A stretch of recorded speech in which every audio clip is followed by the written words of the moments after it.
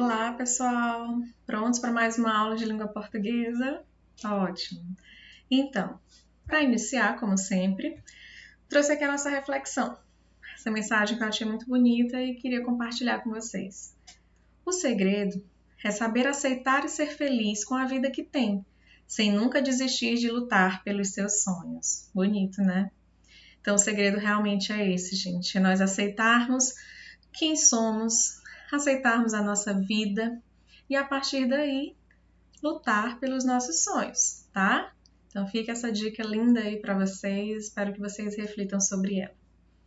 Bom, então vamos aqui falar sobre o projeto de fluência. A partir de hoje, nós teremos um novo texto no projeto de fluência que eu vou postar no grupo da gente de WhatsApp, certo? E o texto que nós vamos ler essa semana é o texto Cadê, de José Paulo Paes, né? É um poema. Eu vou fazer a leitura daqui e vocês vão fazendo a leitura daí, tá bom? Nossa, que escuro! Cadê a luz? Dedo apagou. Cadê o dedo? Entrou no nariz. Cadê o espirro? Ficou no lenço. Cadê o lenço? Dentro do bolso. Cadê o bolso? Foi com a calça. Cadê a calça? No guarda-roupa. Cadê o guarda-roupa? Fechado a chave. Cadê a chave? Homem levou. Cadê o homem? Está dormindo, de luz apagada. Nossa, que escuro! Bem interessante, né? Aqui eu trouxe a imagem do José Paulo Paes, foi um grande escritor brasileiro, um grande poeta, e o texto que nós vamos ler é justamente esse daí, ó. Parece com uma daquelas brincadeirinhas, né, que a gente tem, por exemplo, cadê o fogo? A água apagou, cadê o gato? Foi pro mato. Então, o José Paulo Paes utilizou desse texto, dessa brincadeira, né, para criar um poema intitulado Cadê? É bem interessante, né? Então, vocês vão utilizar esse texto essa semana. Todos os dias vocês vão fazer a leitura desse texto. Vamos aqui para algumas orientações para a leitura, tá? Desse projeto de fluência. Primeira orientação. Leia o texto com bastante atenção, interpretando, ó. Então, não é só para você ler e não saber o que você está lendo. Você tem que ler o texto e entender o que aquele texto está querendo dizer, qual é a mensagem que ele nos passa, tá bom? Segunda, procure fazer a entonação adequada, respeitando os sinais de pontuação, pessoal. Isso é muito importante. Eu sempre falo sobre isso nas minhas aulas. Vocês têm que respeitar os sinais de pontuação, senão você acaba não entendendo nada do texto, tá? Então é importante que vocês sigam essa orientação. E a terceira, leia diariamente, todos os dias, o texto, observando quanto tempo dura a sua leitura. Como eu falei na aula passada, vocês podem colocar um relógio ao lado, né, o celular com o cronômetro, enfim, como vocês acharem melhor, para marcar o tempo que vocês levam para ler esse texto. Mas isso não é o mais importante, né? O mais importante é realmente fazer uma leitura bem feita, interpretar o texto, respeitar os sinais de pontuação e, por último, saber quanto tempo dura a sua leitura. Mais uma vez, quem puder gravar um áudio, lendo o texto e mandar para mim, bacana, tá bom? Muito bem, vamos mais uma vez para a correção da atividade, né? Eu disse para vocês que essa atividade não seria necessário copiar as questões, apenas colocar as respostas no caderno. Então, vamos aqui. A gente tem um texto lá falando sobre o grafite, não é isso? Então, nesse texto, o autor fala sobre como... primeiro, ele inicia falando que os jovens não praticam mais velhos hábitos, como ler livros, por exemplo, né? Mas essa arte do grafite tem despertado o interesse dos jovens cada vez mais, e isso é um ponto muito positivo, porque a arte contribui para o nosso desenvolvimento, né? Então, durante o texto, o autor vai falando sobre como a gente pode utilizar o grafite na educação, né, nas escolas, como ele pode ser bem aproveitado pelos jovens, né? Vamos lá. Então, nós temos aí, após a leitura do texto, vem as questões. A palavra que representa a temática do texto, ou seja, qual é o assunto do texto, é... O que vocês marcaram? Letra B, grafite, né, gente? O texto tá muito claro, está falando sobre a arte grafite, que é diferente de pichação, né?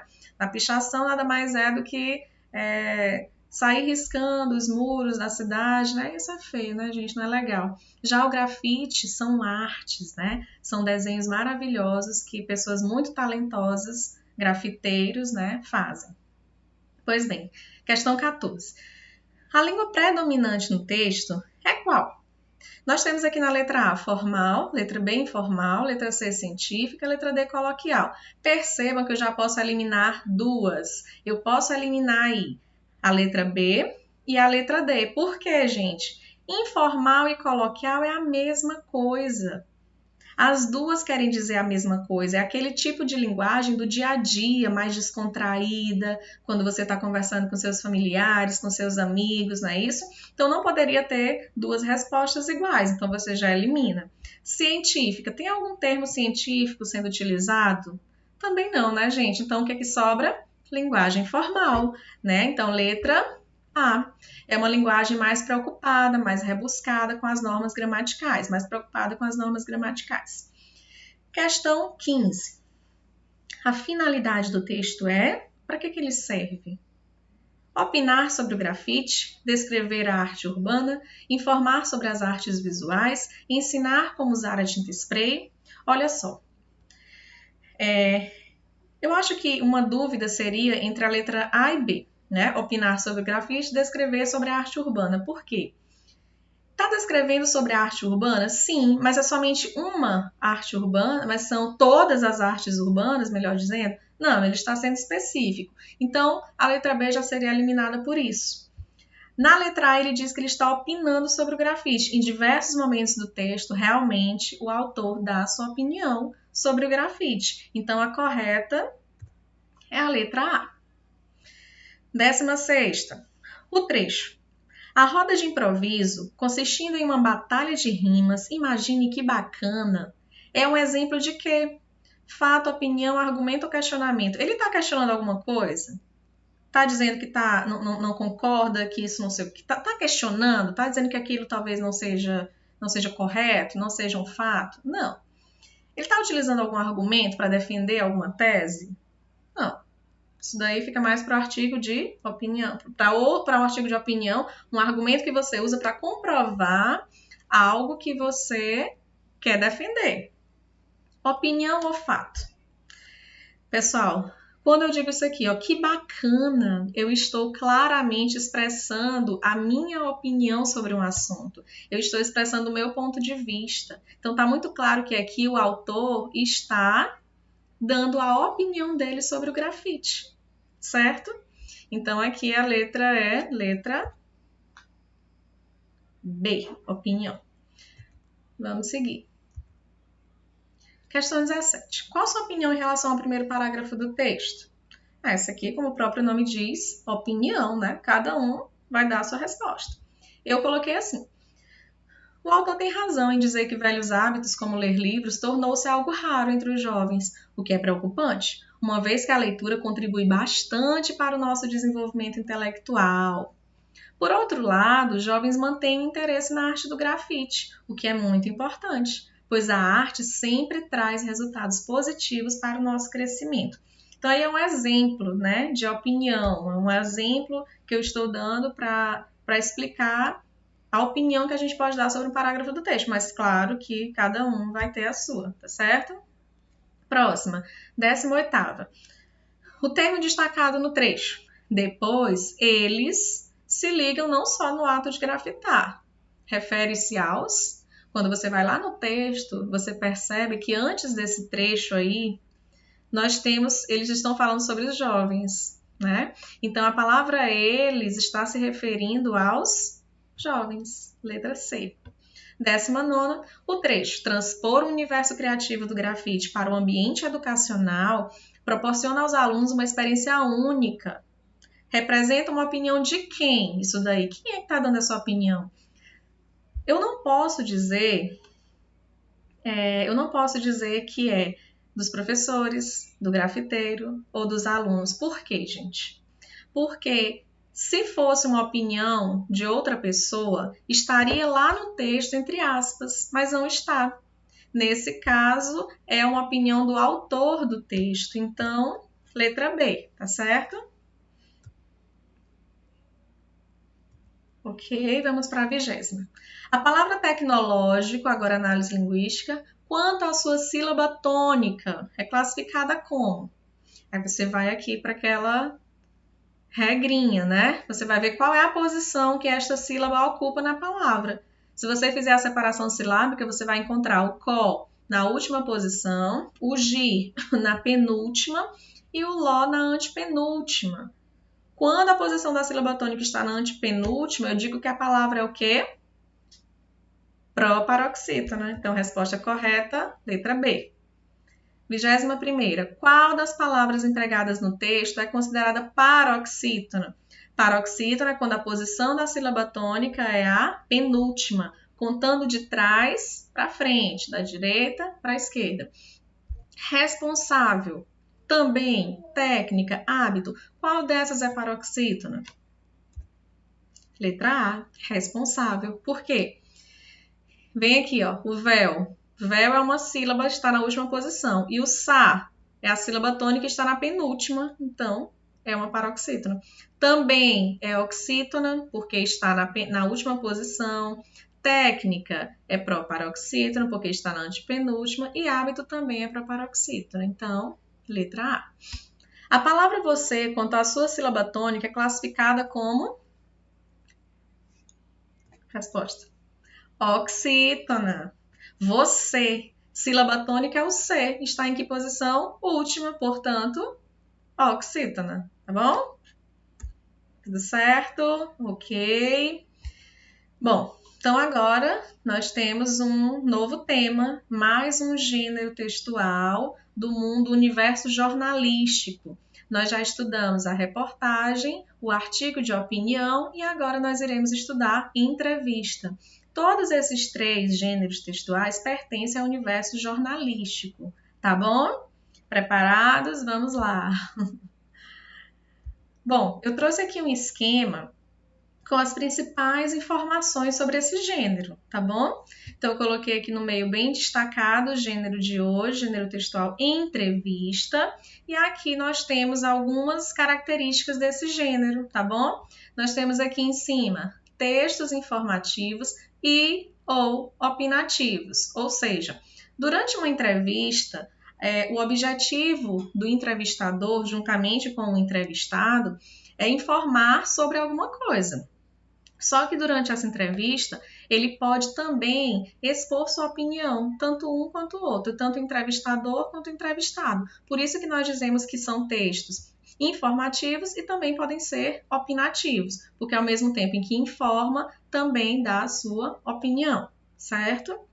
Aí nós temos aqui a linguagem, é uma mescla, é uma mistura de linguagem formal com informal. Você pode encontrar textos em que a linguagem seja mais formal, predominantemente formal, outros textos que sejam predominantemente informal e outros em que existam as duas ao mesmo tempo, tá? Vai depender muito do público que essa entrevista quer, né, atingir. Por exemplo, se quer atingir um público que gosta de política, por exemplo, normalmente a linguagem nesse contexto é formal. Se quer atingir, vai falar sobre um famoso, né? Vai entrevistar uma pessoa famosa. Aí, nesse caso, normalmente a linguagem é mais informal, porque é um contexto diferente, né? Mais descontraído. Então, a opção é pela linguagem informal. Então, nós temos esses 2 tipos aqui. Você vai ver qual delas predomina no texto em que você estiver lendo ou na entrevista que você estiver assistindo, né? Aí nós temos aqui, marca do discurso direto e da subjetividade. Discurso direto é aquele em que vai ter sempre um diálogo, né? Ou seja, é o entrevistador e o entrevistado, os dois estão conversando. Então, isso é o discurso direto. E a subjetividade, como eu já expliquei, nós podemos ter linguagem objetiva e subjetiva. Na objetiva é aquela lá do gênero reportagem, em que o repórter apenas informa sobre algo que aconteceu. Já no artigo de opinião e na entrevista, nós encontramos a subjetividade, que é quando o autor, né, quem está escrevendo, quem está entrevistando e quem está sendo entrevistado se envolvem com o assunto, demonstram suas emoções, dão suas opiniões, tá bom? Então, isso a gente encontra na entrevista. E, claro, presença do entrevistador e do entrevistado, né? Isso é fundamental. Numa entrevista, você tem que ter pelo menos 2 pessoas, que é o entrevistador, que é a pessoa que vai fazer as perguntas, e o entrevistado, que é a pessoa que vai responder. Tá bom? É mais simples, né? O gênero entrevista. Bom, pessoal, eu trouxe um vídeo, né? Aqui é um vídeo bem pequenininho, só alguns segundos. Vocês já devem ter visto também, né? É uma repórter que está entrevistando uma criança que está sem aula, né? Essa criança está sem aula há bastante tempo. E a repórter pergunta o que ele está achando, né? De estar sem aula. Vamos observar o que o garotinho responde. A gente está vindo aqui, né, João, para a gente ver se alguém da escola responde, né, gente? Dá uma resposta pra gente sobre essa falta de professor, né, João? Porque não dá para ficar em casa só jogando videogame, né? Dá. Então, a repórter pergunta para o João, ela diz que estão sem professor, né? É a pauta aí, ó. Os alunos reclamam, falta professor. Só que ela faz uma pergunta para a criança e ela espera uma outra resposta, né? Ela pergunta se ele tá. Não dá para ficar em casa só jogando videogame, né, João? E ele dá, né? Então, uma resposta totalmente inesperada. Nesse caso aí, nós percebemos o quê? Uma repórter que está tendo a função também de entrevistadora. Quem é o entrevistado? O João, essa criança aí, né? Então, ela faz uma pergunta e o João responde. Qual é a linguagem que a gente observa aí? É uma linguagem mais informal, né? Mais descontraída, né? Quando ela diz assim, olha, da oralidade. Né, João? Isso é um tipo de linguagem informal. E ele dá, né? Também é uma linguagem informal. Então, a gente observa aí todas aquelas características que a gente viu. Nesse caso, o João também está dando a opinião dele, né? Então, ela diz que não dá para ficar em casa só jogando videogame, e ele diz que sim, que dá, é a opinião dele, né? Então, são textos também, é um gênero também, subjetividade, né? Bom, eu trouxe um exemplo de entrevista através de vídeo, né? Que era entrevista oral, que é só falando. E agora eu vou trazer um exemplo de entrevista escrita, né? Então, nós temos aqui, primeiro na entrevista escrita, a gente faz uma introdução. Para quê? Para explicar para quem está lendo quem será entrevistado, né? Por que vai entrevistar, para a gente se familiarizar, para saber do que se trata. Então, tem aqui. Kate concedeu uma pequena entrevista para o site Parade.com, onde fala sobre o filme Smurfs 2, Twitter e novo álbum. A popstar de 28 anos emprestou de novo sua voz para a Smurfette em Smurf 2, que será lançado no dia 31 de julho. Então, aqui nós percebemos que tem uma introdução, né? Para quê? Para familiarizar o leitor. Eu vou ler o quê? Sobre o que eu vou ler? Sobre o que vai tratar essa entrevista? É com quem? Então, eu já sei que a Kate será a entrevistada e ela vai falar sobre o filme Smurfs, em que ela interpreta a Smurfette, né? E também falando sobre Twitter, sobre novo álbum. Kate é a Katy Perry, né? Que é aquela cantora. Enfim, aí vem aqui. Vem a primeira pergunta. Você estava ansiosa para fazer parte desse papel de novo? Sim, as piadas são mais engraçadas, a animação é mais nítida e essa história foca na Smurfette. Como foi o processo? Confortável, eu apareci com meu pijama. Uma vez que você está no negócio por um tempo, você vê que não precisa se arrumar na maioria dos dias. Essa energia também vai para o meu trabalho. O tapete vermelho acontece quando estou no modo pavão.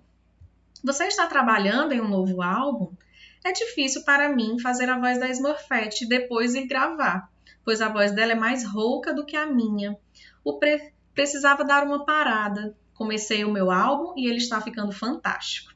Você tem uma grande presença no Twitter. Eu amo isso. É como pegar o celular e estar se comunicando com 39 milhões de pessoas. Eu só preciso rever a minha ortografia. Onde você gostaria de estar em 10 anos? Eu vou estar com quase 40 anos, então vou ter filhos e estar trabalhando em um CD acústico. Eu gostaria de criar uma gravadora. Eu vou precisar parar de vestir macacão, risos. Bom, Então, aqui nós encontramos também as mesmas características que nós encontramos na entrevista oral, que foi aquele vídeo que eu mostrei para vocês, né? Com a diferença que na entrevista escrita nós temos aqui essa introdução, que também não pode acontecer no vídeo, né? Na oral. Então, aqui nós temos a apresentação e em seguida vem o discurso direto, ou seja, um diálogo, é uma conversa, né? Entre duas pessoas, que são o entrevistador e o entrevistado. Aqui não diz quem é o entrevistador, né? Mas a entrevistada é a Kate Perry, né? Então, aqui o que é que nós observamos? A linguagem, a gente observa aqui predominantemente a linguagem informal também. Por quê? Está entrevistando um famoso, né? Como eu falei para vocês. Então, o público que ele quer atingir é o público dos fãs dessa pessoa. E, normalmente, numa entrevista de um famoso, você quer ver descontração, né? Você quer ver uma coisa mais familiar, mais amigável, mas uma coisa mais do dia a dia. Por isso, a linguagem é a informal, que predomina, tá certo? Subjetividade, com certeza. Aqui, quando ela diz assim, ó, está ficando fantástico. E quando ela diz aqui que ama, ela assim, eu amo isso, né? Que é a questão do Twitter. Nesse momento, ela está transmitindo as suas emoções. Ela está usando uma linguagem subjetiva. Ela está transmitindo as suas emoções, ela está dando sua opinião, né? Então, aqui é um texto que ao mesmo tempo informa algo e também dá a sua opinião, ok? Pois muito bem. Então, a gente vem aqui para a nossa sugestão de atividade, tá? Nós temos aqui, responda as questões referentes ao gênero entrevista estudado hoje. Escolha alguém da sua família para realizar uma entrevista. Siga o roteiro sugerido na atividade. Gente, eu vou enviar no grupo, então, umas questões referentes a uma entrevista, tá bom? Vocês vão responder essas questões. O texto nunca precisa copiar. Precisa copiar somente as questões e respondê-las. E depois vocês vão produzir uma entrevista escrita, tá bom? Vocês vão realizar essa entrevista seguindo o roteiro que eu vou colocar lá para vocês. Escolha uma pessoa da família e façam essa entrevista, tá certo? Qualquer dúvida, me procure, tá bom? Espero que vocês tenham gostado da aula de hoje. Então, nós estamos aí. Fiquem em casa, estude comigo sempre, né? Fiquem sempre em casa, lave as mãos, se cuidem. Um grande beijo. Até a próxima!